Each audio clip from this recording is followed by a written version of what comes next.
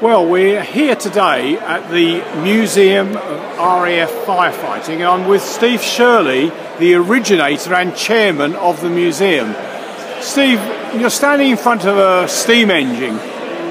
What's the significance of a steam engine? Well, this is a Merryweather steam pump, and it actually helps us to tell the story of firefighting. Because although the museum is predominantly military firefighting, we can't tell the story without telling the story of firefighting in general, why there are differences, and those differences can be between equipment, vehicles, uniform, and understanding why the military has to have its own dedicated fire service. So fortunately, there was a gap in the collection when it came to the development of the fire service, and we couldn't talk about steam because the RAF never had a steam pumper.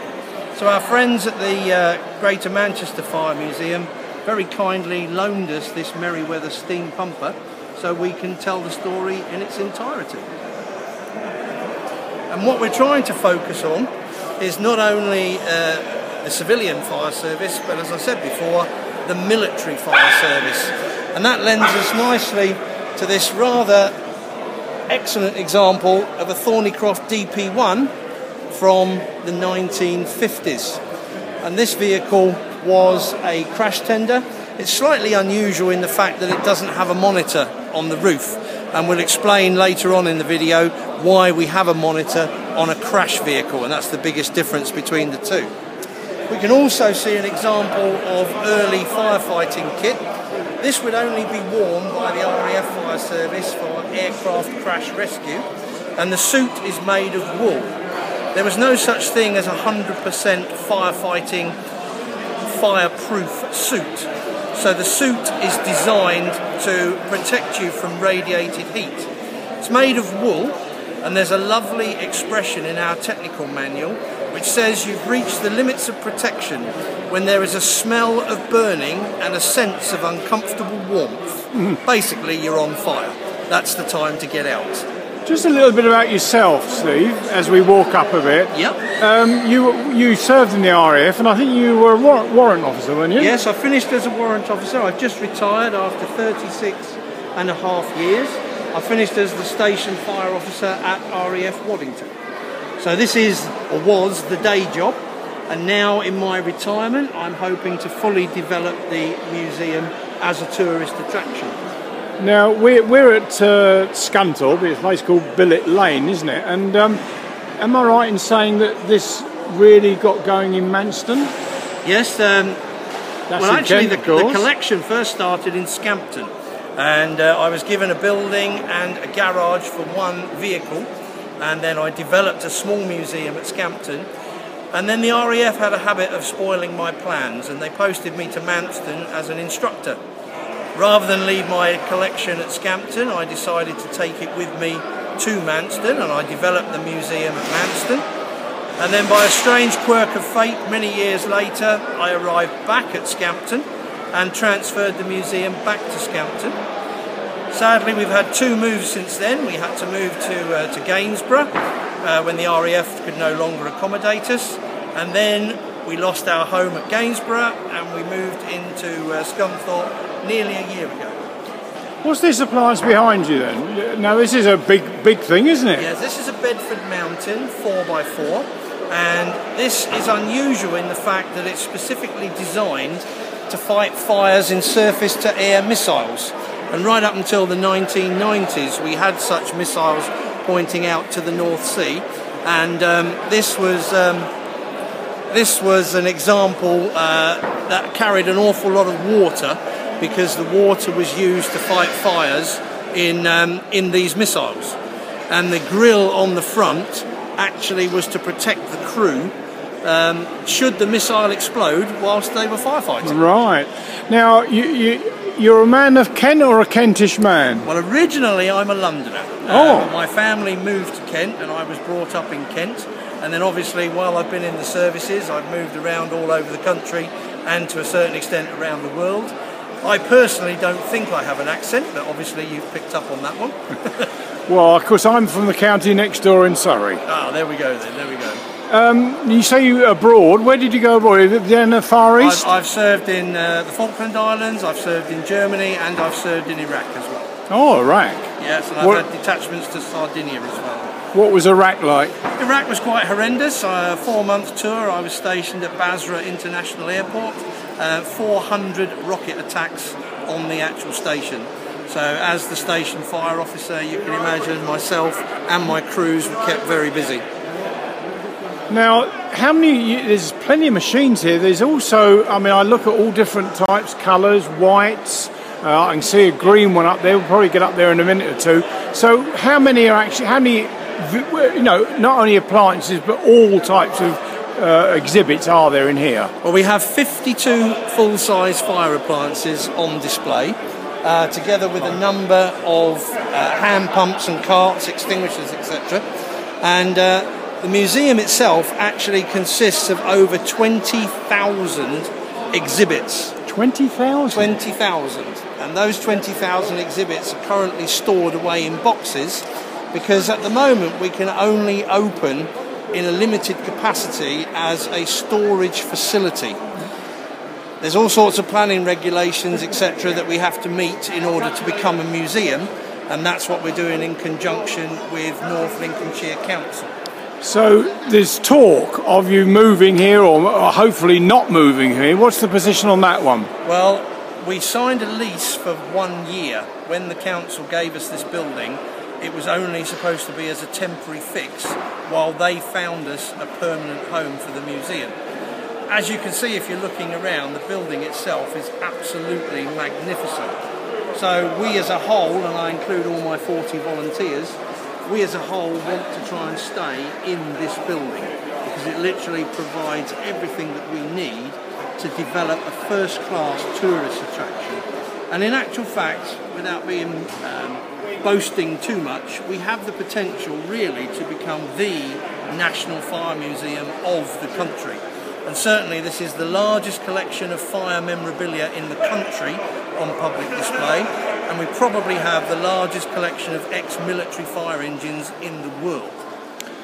How big is this shed we're in? I mean, it's massive, like an aircraft hangar. Yeah, the shed itself is 85,000 square feet.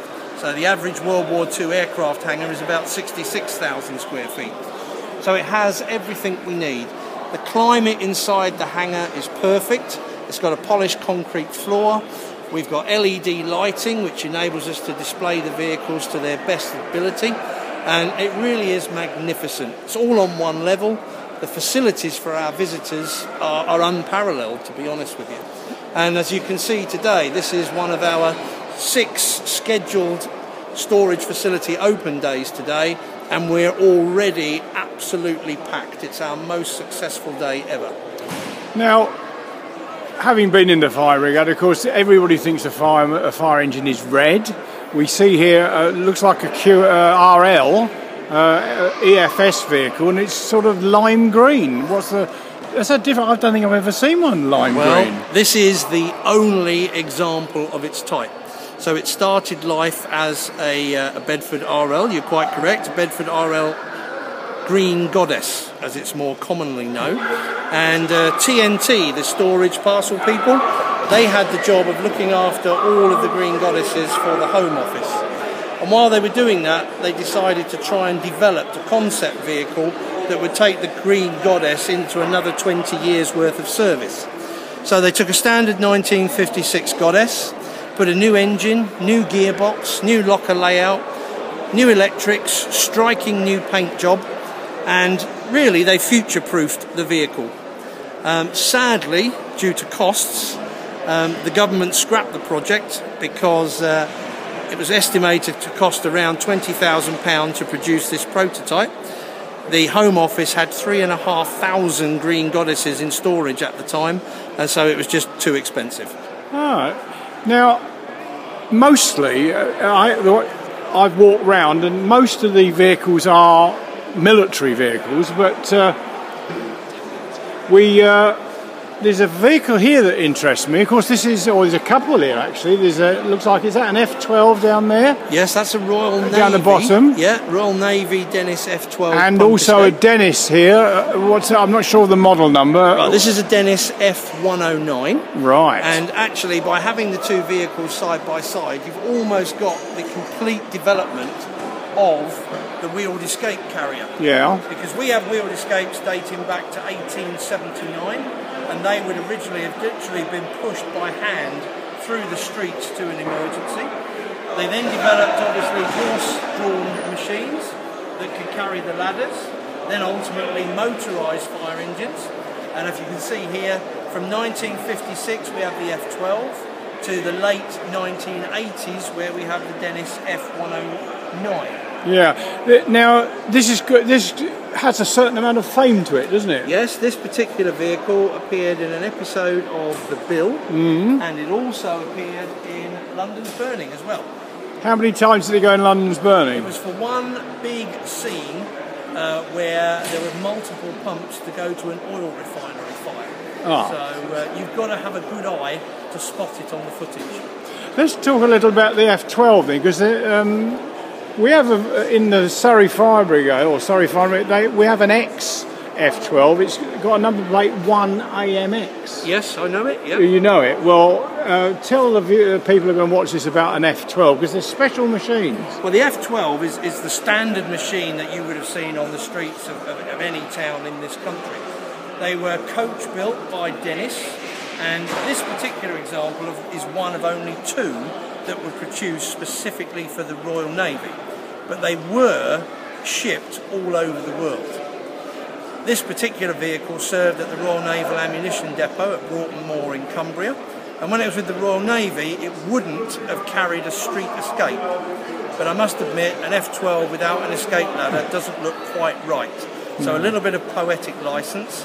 Our escape carrier is actually carrying a 55-foot Bailey wooden escape ladder from the London Fire Brigade. Now, we coming to the end of our little chat, Steve, because I know you're a very busy man. So, in summary then, what's going to happen today? What's actually on the agenda for today?